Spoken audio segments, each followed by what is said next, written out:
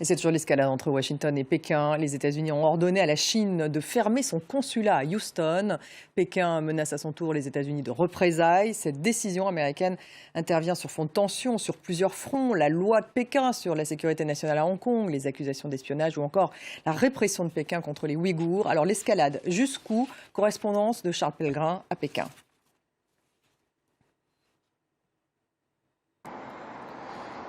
Pékin qui lance sa contre-offensive et qui se présente comme une victime de l'agression américaine. Le ministère des Affaires étrangères qui a promis des représailles. On ne sait pas exactement quelle forme elles prendront, mais en tout cas sur le territoire de la Chine continentale, il y a 5 consulats américains, dont un à Wuhan, qui est resté fermé depuis le début de cette pandémie du Covid-19, au début de l'année 2020.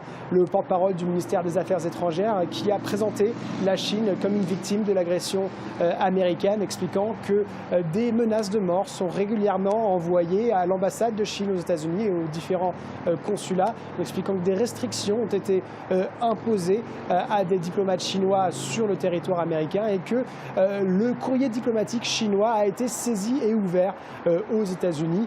Alors, il y a une expression qui est souvent utilisée ici à Pékin, dans les médias d'État, mais aussi dans les universités de la ville, pour décrire la posture américaine vis-à-vis de la Chine, c'est celle de mentalité de guerre froide.